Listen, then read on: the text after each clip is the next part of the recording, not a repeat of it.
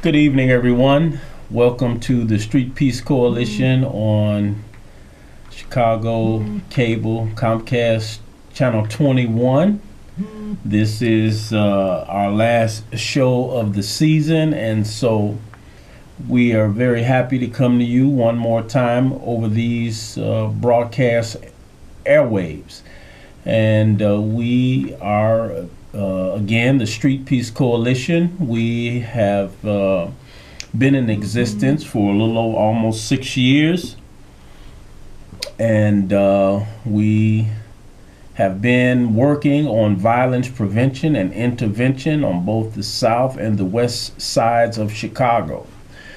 Our history is that of a group that sprung out of our spiritual ministry, Torchlight Interfaith Ministry. The men of our ministry, who have always been engaged in the community, began to host roundtable discussions with brothers and sisters who have some history of street life and engagement in the street culture, which includes street organizations, or as our system likes to call them, gangs. And so these discussions about addressing the violence and the new nature of violence as it began to arise, we built around these ad hoc discussions a group of over 40 men primarily, with a few sisters who attended these discussions. Out of these discussions, it was determined that we needed to create a formal structure so that we could have some order, some direction, some vision, some code by which we go about trying to offer some solutions to this epidemic, this virus of violence that is so pervasive, particularly in the black community here in Chicago and throughout America.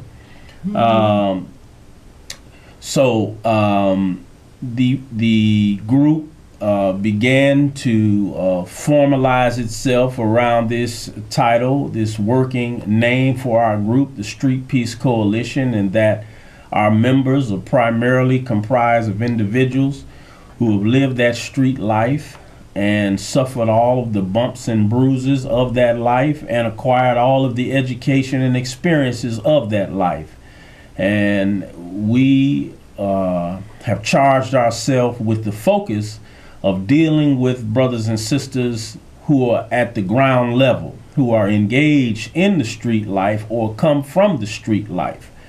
So our motto is different from what you may have seen from other groups. We do not rely on police involvement. We do not rely on any outside involvement beyond community partners, community-based partners who are close to the action, if you will. And so we have been developing and experimenting with our various strategies to try to have an impact and save lives as we move along throughout this city in some of the most dangerous neighborhoods that exist in Chicago. We're out there on a weekly basis implementing our strategy. And so tonight on this last edition, we're just going to go over some of what we're about and welcome your callers. Those of you who want to call in, our number here is 312-738-1060. That's if you want to call in and ask a question or make a comment. I think we have a caller. We have a caller on the line? Hello? Yes, go ahead, caller. Yeah, this is Rashad from the SOS. All right. Northeast University, or I attend those meetings. Yeah, I've seen that those meetings, but I didn't know you had a TV program. That's all I want to say. All right. Well, thank you for calling, my brother. Yes, we do have this show. This is our first season on the air. And so we're wrapping up our first season tonight. And we look forward to coming back to you in the next season and going a little deeper into our work and some of the individuals that have been involved with our work. Normally, our host for tonight is Johnny Muhammad, who serves as our host and gives us technical support in the work we do. But he's an expert on domestic violence and not necessarily street violence. Although we have co-hosted gun violence prevention programs in Inglewood targeting our young brothers 16 and under. So we have a long history of this work. We've been doing this work for quite some time at many different levels, trying to engage our brothers and sisters that are part of what we call street organizations. Number one, to get them to come together and recognize their potential, their power, and more importantly, in that, recognize what the Creator expects of them as leaders in these organizations. And so, as I said, when we began with a very large group of brothers and sisters from these organizations. But as we began to formalize and concretize and put rules and discipline into how our behavior needed to be in order to affect positively what's going on in the community, many of those who come from these organizations were unwilling to accept that kind of direction and that kind of discipline. And so tonight I'm raising this issue because it is imperative that we not play games about this issue of violence. We are the byproduct of a very violent society that has always treated us violently. And out of that violent treatment, we have created or organically manifested different responses to violence, street organizations being a very obvious response. But now it is time that those who have spent a lifetime in these organizations and have been blessed to live and not die, have an obligation, a moral obligation, to position themselves to make a significant difference.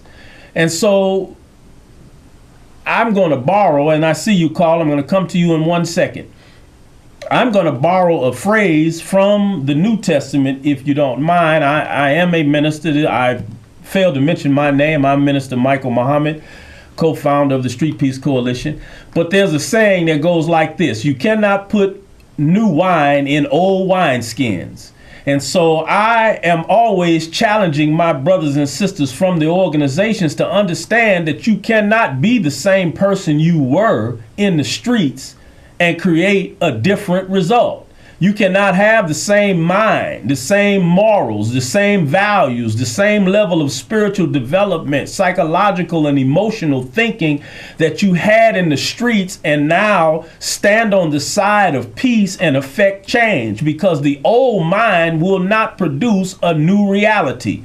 And that is the challenge that our brothers and sisters have coming up out of the streets, is that many of us want to hold on to our old lifestyle, our old habits, our old attitudes, and impose our will on people, which means we're in effect just reimposing the ideal of gangsterism and gang banging, when we really need a new order in order to affect peace. So this is the challenge that we present through the Street Peace Coalition. I'm going to go to the caller. Caller, are you there? How are you today, sir? I'm great. How are you, my brother? I'm doing very well. And listen, man, blessings to you and your organization. I'm listening to what you're saying, and it's very seldom do I hear that poignant of challenging. You know what I'm saying? I like to first thing I'd like to speak to when I'm speaking to some youngsters that are in these organizations is I ask them, what is their function? What is the function of your organization? You see what I'm saying? Because if your organization is not functioning for the good of all of us, then there's nowhere else to go from there. You see what I'm saying? There's no, if you can't tell me that your function is to terrorize and do silly things, then you really don't have any other. There's no defense for you having an organization that does not do well and bode well for all of us. Yes, sir. Thank you for that, your call, and those very intelligent comments, my brother. And I can do nothing but agree with you. And I would just add that the reason our current generations don't know or can't answer that question in the affirmative is because there is no or very little real leadership left in our street organizations. Most of the originators have either been killed or are still in jail or have returned from jail, broken men and women.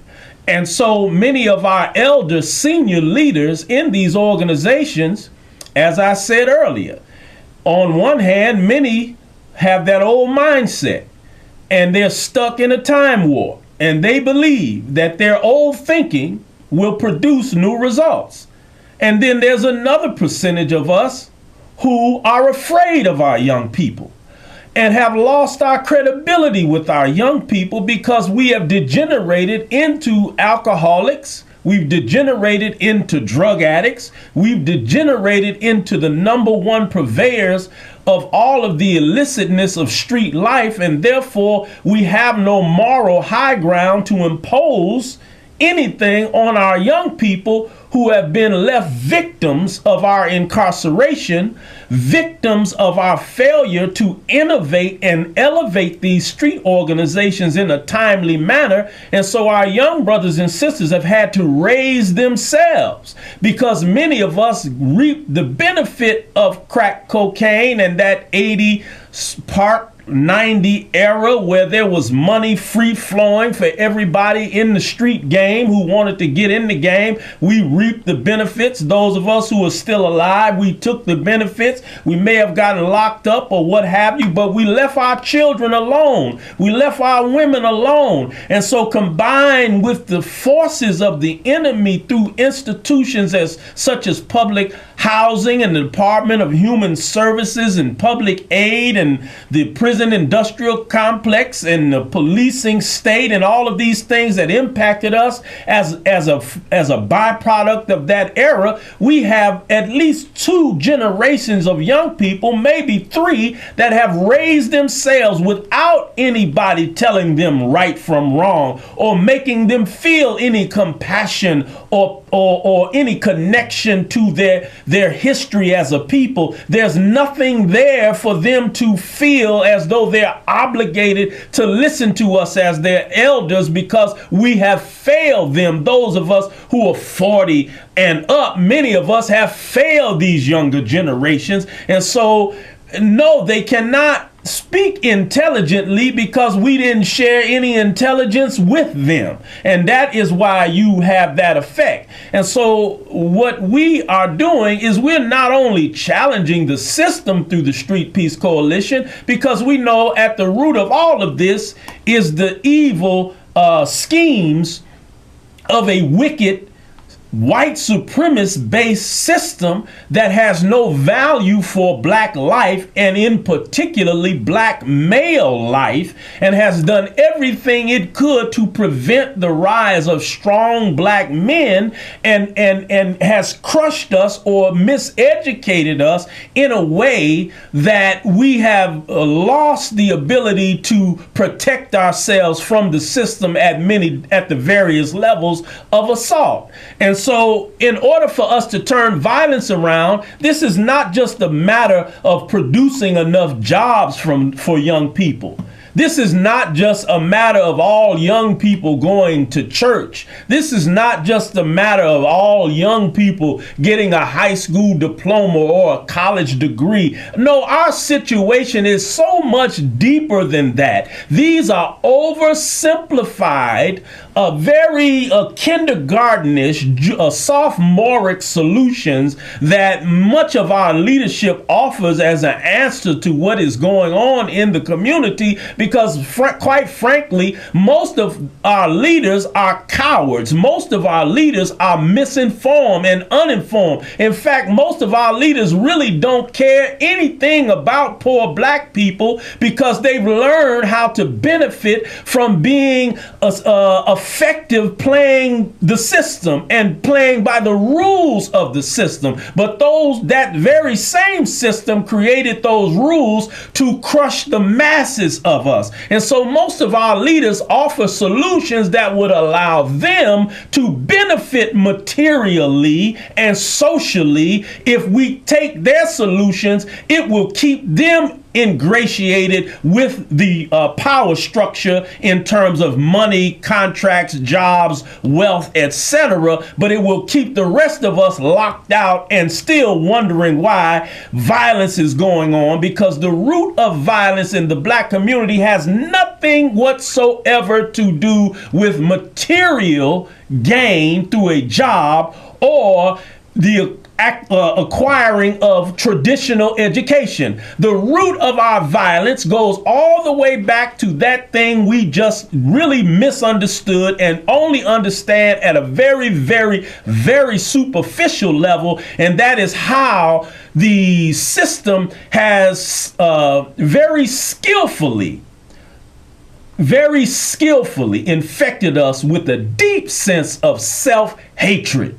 And that is what is driving our violence, is this deeply embedded sense of self-hatred, where we love everything that is the opposite of our black selves, and we loathe anything that looks like us. And so if you understand what I'm saying, you can draw a direct connection between our love of our need to be white, to act white, to look white, to sound white, to allow them to dictate our heroes to us, and etc. And this allegedly inexplicable need to hurt one another. This is a very deep thing, dear audience, that we're dealing with, that most of our black leaders really don't have any knowledge about to begin with. And certainly most of our leaders on the street have no knowledge about what I'm saying. And furthermore, if you don't have knowledge about the root cause of a thing,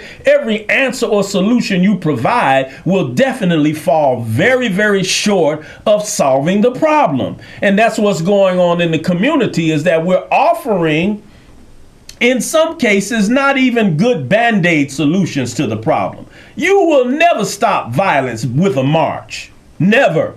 Now, I know we love to march.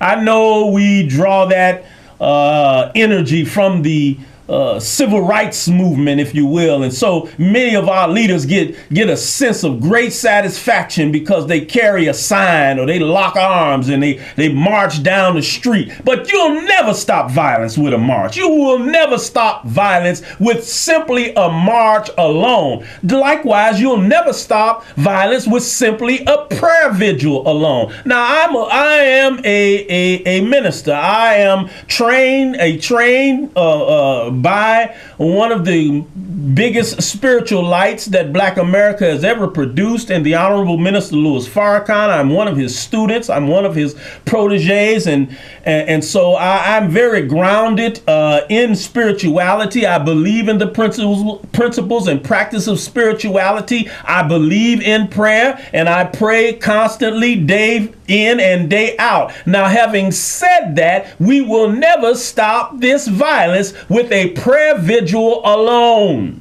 It only makes those of us who are clergy, who love to pray and understand the value and power of prayer, it makes us feel good among ourselves when we practice that particular ritual of faith. But it will never solve the deep-rooted mind virus and spiritual virus that has been implanted in our people.